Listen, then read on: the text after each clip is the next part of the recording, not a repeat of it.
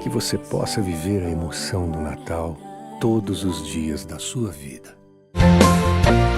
Olá, meu nome é Jairo Jorge, eu sou jornalista e apresentador do programa Domínio Público. Aqui em discussão, educação, inovação e o futuro do Rio Grande e do Brasil. No Domínio Público de hoje, a construção de uma unidade prisional pelo governo federal.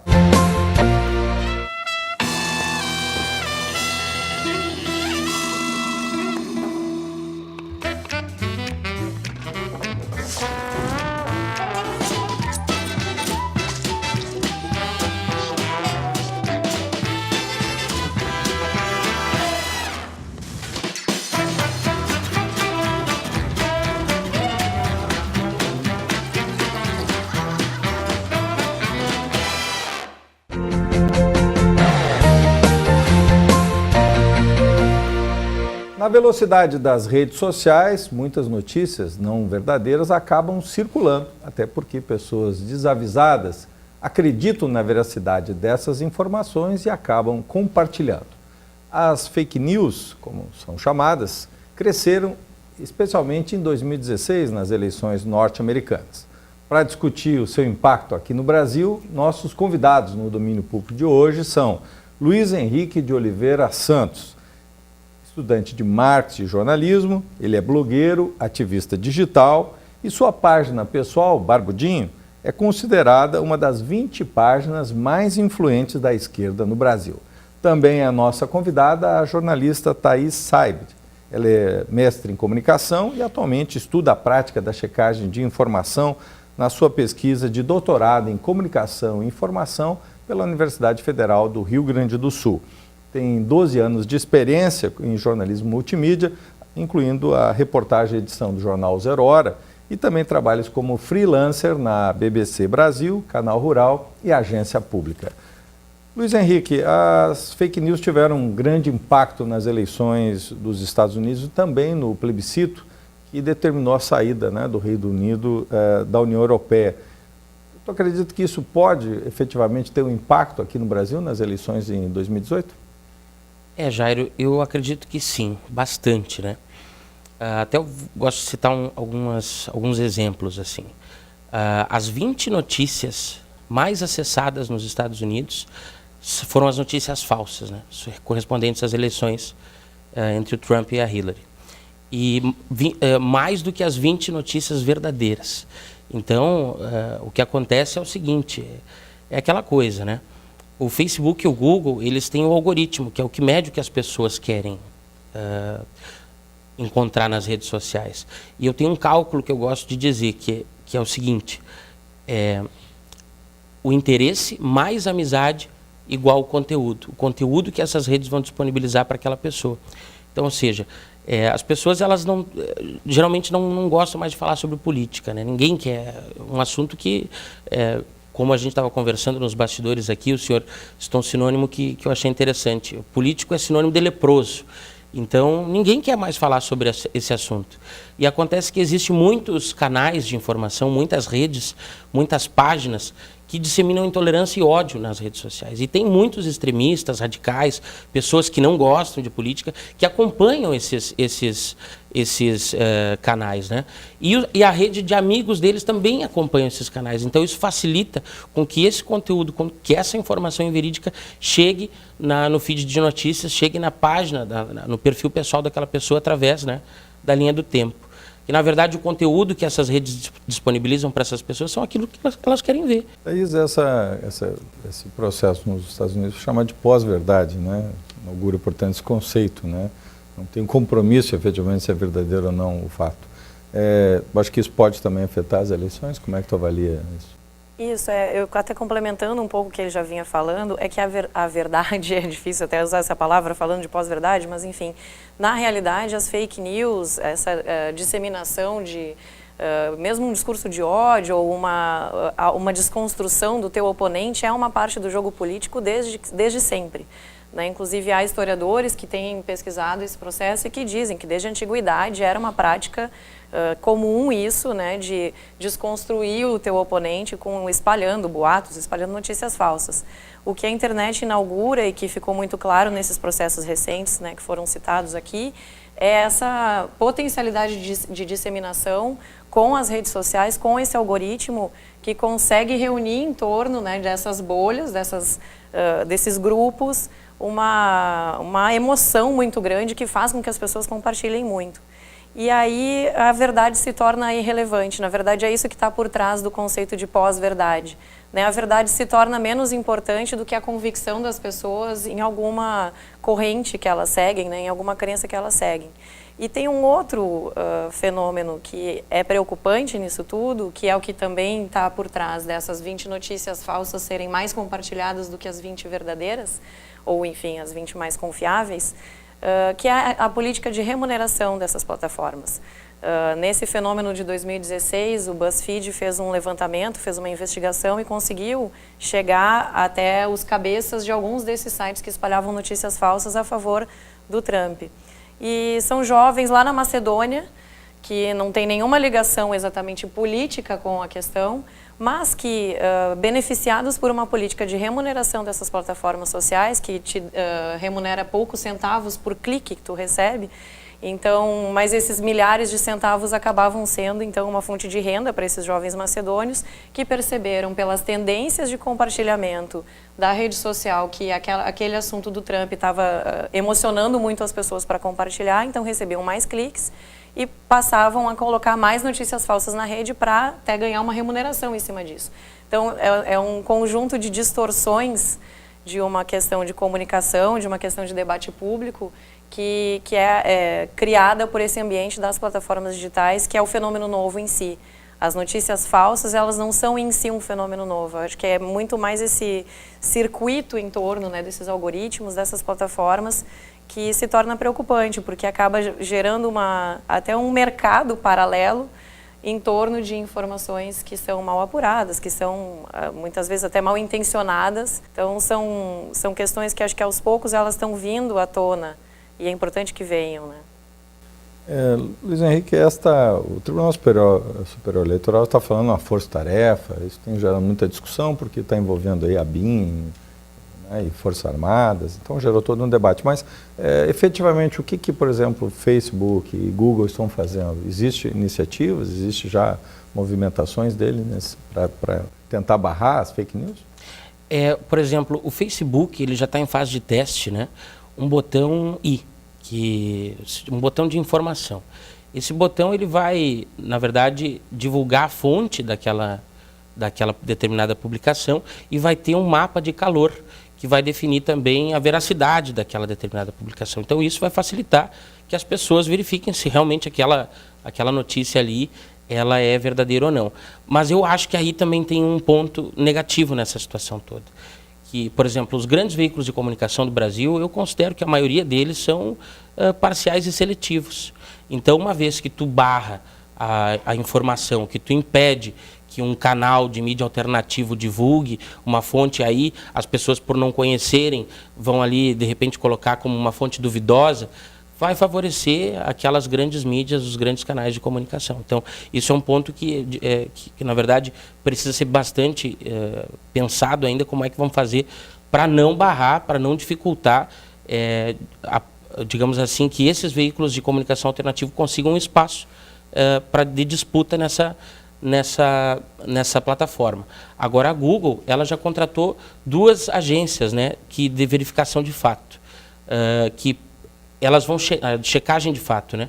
Elas vão meio que fazer um filtro e colocar como por exemplo, vai pesquisar que é um caso, se você colocar a Dilma, vou usar uns exemplos assim de bastante pesquisa no Facebook, no Google. Dilma é terrorista. Então, essas agências de checagem de fato vão colocar como prioridade ou as pesquisas, né, as que mais, na verdade, o que vai passar por esse filtro, as que parecerem como verdade para eles, porque eles vão checar e aí vão colocar em cima para as pessoas as primeiras opções, as primeiras alternativas para as pessoas.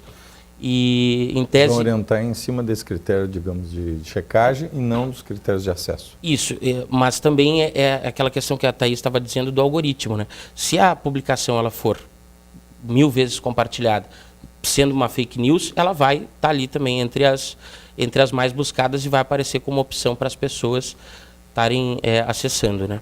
O Google já tem, nos Estados Unidos isso está mais aparente, mas já tem um selo que aparece ao lado, fact-checking, né, verificação de fato, Isso. quando aparece o resultado da busca. Tem vários problemas, né? Ele não resolve todos os problemas, em primeiro lugar, porque geralmente essa notícia, como tu dissesse, né, teve 1000 vezes mais acesso, então ela já circulou muito mais, provavelmente aquele conteúdo inicial, mesmo sendo falso, tem uma repercussão muito maior do que esse checado. Mas essas medidas, elas ainda são muito pouco, porque elas exigem esse elemento humano que é infinitamente desproporcional ao algoritmo, né? O algoritmo tem uma capacidade, uma velocidade de disseminação muito maior, né, do que as agências de checagem, que são profissionais, né, que são muitas vezes jornalistas, que estão fazendo esse trabalho, têm condições de fazer humanamente. Thaís, o Luiz Henrique falou nessa questão de coberturas parciais. Isso não estimulou, digamos, essa forma como a imprensa também lida, não estimula também essa questão da fake news, porque as pessoas deixaram de beber da fonte, digamos, do jornalismo para buscar outras fontes e, portanto, se voltaram, né, para as redes, né, para todas as possibilidades que estão aí. E isso também não é, digamos, uma das razões das fake news? Essa crise da imprensa, a crise eu da acredito que as legitimidade? coisas estão, de certa forma, sim, interligadas, né? Existe uma crise de credibilidade mesmo, né? A gente, por vários fatores, né? Essa questão da parcialidade é um deles. Eu acredito que a falta de transparência mesmo dos processos, porque hoje é uma exigência muito forte na internet, talvez por isso que também esses conteúdos de verificação eles estão ganhando um pouco de destaque, porque eles apresentam os dados, né? Então, quando se faz essa verificação, não é só um veredito, Thaís Seibt está dizendo. Né? Thaís Seibt está dizendo com base em tal pesquisa, te dá o link, te dá o acesso, é um processo mais transparente. Então, talvez por essa mídia tradicional não ser muito transparente nos seus processos historicamente, abre margem para essa desconfiança, para essa, às vezes, até teoria da conspiração, como se diz mesmo, né? Mas, assim, abre margem para isso que vai minando a credibilidade desses veículos e com as redes isso se torna mais evidente porque há outras fontes que contradizem isso. Então, acho que, de certa forma, estão interligados os fenômenos, né, da crise de credibilidade e essa disseminação de outras informações. É muito difícil dizer quem tem credibilidade nesse ambiente, não só em relação aos veículos tradicionais, mas mesmo entre os alternativos. Então, os alternativos vêm para contrastar, mas a gente também não sabe em quais alternativos a gente pode confiar. É um ambiente muito complicado mesmo. Por isso, a pós-verdade, né? Luiz Henrique, nós estamos num mar turbulento aí. Quem é a bússola nesse caso, para nos orientar para o caminho? Já que tem essa crise dos veículos, como é que tu vê essa? Quem pode apontar o caminho? De que forma isso pode ser apontado? Eu acho que as pessoas elas precisam se interessar mais pelos assuntos e as pessoas se interessarem e irem verificar se a fonte é verdadeira ou não. Por exemplo, só para recapitular aqui, a gente estava citando os exemplos dos Estados Unidos, mas no Brasil, quando a presidenta Dilma sofreu impeachment, das 5 notícias, 3 eram falsas, as que mais foram compartilhadas na rede. Então, as pessoas precisam ter também um pouquinho de vontade de ir lá. Por exemplo, a Maria do Rosário, que é uma deputada federal do PT do Rio Grande do Sul, ela, por conta de suas posições políticas, ela sofre diversos ataques na rede, porque há um debate, uma polarização muito grande do debate político, feito também por esses extremistas e radicais. Então, por ela defender a pauta dos direitos humanos, há muita gente que cria fatos, né? Monta, faz um conteúdo criminoso, apócrifo, né? Contra a deputada e acaba publicando na rede, e as pessoas que acreditam que aquilo seja verdade vão lá e vão reproduzir, vão compartilhar. Então, falta um pouco de interesse nas pessoas. Vou lá na página da deputada para ver se ela tem, se ela escreveu, se ela falou alguma coisa sobre isso. E geralmente as pessoas que são atacadas dessa forma, elas fazem uma nota na sua página pessoal dizendo, olha pessoal, isso aqui não é verdade. Pesquisar no Google se existem outros links, outras fontes reproduzindo o mesmo conteúdo, isso também é muito importante. Memes. Os memes nas redes sociais, eles são muito fortes. Pelo seguinte, é um conteúdo didático, é uma forma fácil de passar a informação. E as pessoas, elas gostam muito desse debate da piadinha, da brincadeira. E isso elas vão reproduzir. Então, o meme trazendo um conteúdo e uma informação, não tem fonte, é apenas um meme. Eu tinha uma página, não vou citar o nome, que eu fazia memes com um personagem político. E essa página rendia milhares de interações. Eu consegui 30 mil seguidores em um mês nessa página, publicando memes. Somente memes. Era uma página exclusiva de memes. Então, para te ver a força que uma bobagem tem, vou falar uma bobagem na rede social, né? O que tu entendes que a pessoa deveria, que princípios, Thaís? Porque eu acho que essa orientação é importante. As pessoas estão nos acompanhando. O que ela deve fazer para, de fato, checar uma informação? Que princípios são importantes? Eu acho que, principalmente, falta pensar antes de compartilhar. Às vezes é muito rápido o clique, muito né? rápido, né? Porque esse impulso, né, da notícia clicável, compartilhável, porque é engraçadinha e muitas vezes é uma mentira. Correntes de WhatsApp, né? Os grupos que a gente tem de vários grupos, né? Dos nossos grupos sociais que estão agora todos no WhatsApp, da família, né? Do futebol, enfim. Então sempre acontece de as pessoas compartilharem a corrente, daí vai lá alguém e diz, olha, pessoal, não é bem assim. E aí a pessoa responde, mas eu só compartilhei. Esse raciocínio do eu só compartilhei está totalmente equivocado, né? Então, analisar um pouco melhor, porque se a gente der uma busca no próprio site da fonte daquela informação, uma das dicas que se dá, que o próprio Facebook, nas suas políticas de ajuda, lá na central de ajuda, dá, verificar que site é esse. Quem somos de um site de notícias, né, se for um site sério, no quem somos de um site de notícia vai dizer quem é que está por trás daquele site, vai ter um telefone de contato, vai ter um endereço, né, vai ter uma... geralmente esses sites que só reproduzem fake news não têm essa seção, né, porque eles são só ali um repositório de várias coisas. Verificar o próprio domínio, né, o endereço mesmo de web.com.br provavelmente vai estar ausente desses sites, né, são sites que usam outras terminações porque são mais fáceis de registrar, então o próprio domínio... também da legislação nossa também. Exatamente, ou até fora do país, enfim, então o próprio domínio é uma dica. Né? Então acho que muitas vezes o que falta é pensar antes de compartilhar. E em relação a quem é a bússola, eu como jornalista e como pesquisadora da área e que tenho pesquisado esse movimento da checagem de fatos, eu acredito que é um ótimo momento para os jornalistas recuperarem a sua importância no debate público. Né, na sociedade democrática. Acho que é uma ótima oportunidade para os jornalistas mostrarem o seu valor né, para contribuir para esse debate. Eu vou voltar, Luiz Henrique, ao tema dos algoritmos, o algoritmo em si, né? Porque o algoritmo ele te leva à busca de identidades, né? Portanto, nós estamos criando aqui bolhas ideológicas ou de proximidade que quase são semelhantes a essas convicções, né? Porque são as convicções que estão forjando isso, né? É possível uma reversão nisso, digamos, trazer pluralidade a isso, essa questão do algoritmo? Isso está sendo hoje discutida? Há um caminho para que haja, pelo menos, um contraponto a isso? O que acontece é o seguinte, as pessoas, os usuários das mídias sociais, eles seguem determinadas, milhares de páginas, né?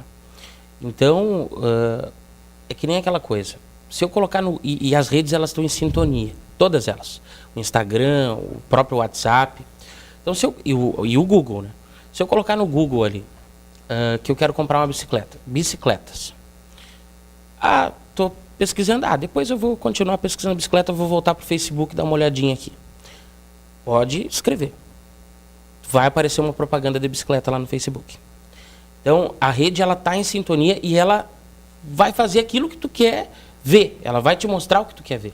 Então, se eu curtir páginas, fake news, que disseminam esse conteúdo mentira na rede, que dissemina intolerância, que dissemina ódio, eu vou enxergar isso. E se os meus amigos também fizerem isso, seguirem essas páginas, acompanharem esse tipo de conteúdo, reproduzir esse tipo de conteúdo, é o que eu vou enxergar.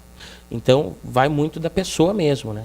De repente, com essa atualização do Facebook, esse botão do i, de repente mostrando, olha, essa página não é confiável, de repente pode ser que a pessoa, né, tenha uma compreensão de não reproduzir esse conteúdo que pode ser uma inverdade. Esse botão i vai ser a própria comunidade que vai clicar ou o Facebook vai ter um mecanismo para isso? As duas coisas. Por exemplo, vai ter checado, se ele foi checado ou não pelo Facebook, mas a pessoa vai poder fazer uma denúncia, olha, ou, na verdade, hoje já dá para fazer denúncia qualquer coisa, publicação, perfil fake, porque também tem muitos perfis fakes que eles conseguem entrar na rede e aí ajudam a disseminar. Então, as pessoas já podem hoje fazer uma denúncia em todas as publicações, em todos os perfis, em páginas, inclusive, que consideram falsas. E aí o Facebook, existe pessoas no mundo todo que fazem já essa análise e aí bloqueiam, excluem esse tipo de conteúdo. Então, as pessoas podem fazer isso, ir lá, clicar em cada determinada publicação, colocar, olha, essa publicação eu acho que não deveria estar aqui, está reproduzindo conteúdo criminoso, uma inverdade, não sei o quê, e aí o Facebook faz análise e o Facebook, e isso é rapidamente, em 24 horas por aí ele já vai te dar um retorno para a tua caixa de mensagens, olha, a gente verificou, esse conteúdo parece ser verdade, de repente, e te dá a opção para parar de seguir e não mais enxergar aquele tipo de publicação. Porque uma vez sendo feito pela própria comunidade, há um risco de esses mesmos grupos incendiados por interesses políticos também fazerem campanha para dizer que a página do fulano lá é falsa, reproduz inverdades e não necessariamente. E fazem muito isso. Né? Então, é um risco também que essa curadoria seja feita pela própria comunidade que está no Facebook. Quem controla o controlador. Exatamente. Né? Então, são coisas delicadas. E só para nós fecharmos no finalzinho do programa, tu falaste o papel do jornalista, eu também defendo, né? Também por ser um profissional, acho que cada vez mais nessa tempestade, eu acho que o profissional ele assume o seu papel. Muitos veículos têm feito já sessões para, digamos, desvendar essas notícias falsas. Esse é um caminho? Eu vejo que a Folha de São Paulo faz isso, a Rádio Gaúcha aqui tem feito. Esse é um caminho? Possível, assim, eu vejo como uma possibilidade, não que todo o conteúdo jornalístico seja dessa característica, né, seja de checagem, mas eu acredito que sim, que é uma possibilidade de reafirmação, como eu disse, né, dessa importância do jornalista. Esse é um movimento, existem agências especializadas aqui no Brasil, né, já existem agências especializadas só em fazer esse conteúdo de checagem, que inclusive daí são reproduzidos por outros jornais tradicionais, né, outros veículos tradicionais. É um movimento que nos Estados Unidos já tem uma tradição um pouco mais longa, ainda é recente, mas já tem uma tradição um pouco mais longa. E suponho que nas próximas eleições, em 2018 agora, que nesse calor desse debate, né, que é o que provocou aqui também essa pauta no programa, seja também um espaço onde vai crescer esse conteúdo de verificação. Acredito que essas próximas eleições a gente vai ver esse conteúdo mais fortemente nos nossos veículos. Queremos então agradecer a participação da Thaís Seibert, que é jornalista, e também do Luiz Henrique de Oliveira Santos, mais conhecido como Barbudinho, né, também ativista digital, que participaram do nosso debate nessa reflexão essencial, especialmente para 2018, das fake news. O Domínio Público fica por aqui, deixa as suas contribuições, sugestões e ideias nas redes sociais. Nós retornamos na próxima semana. Até lá!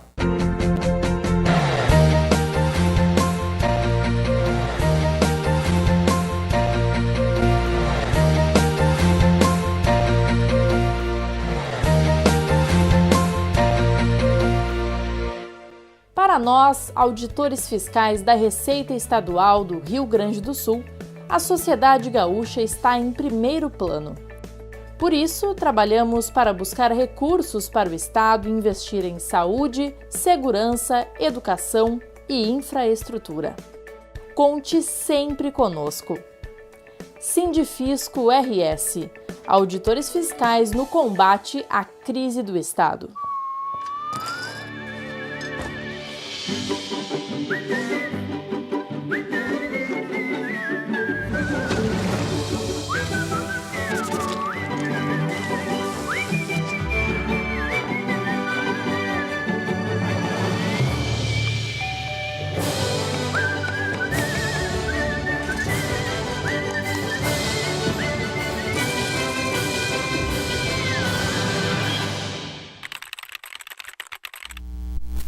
Música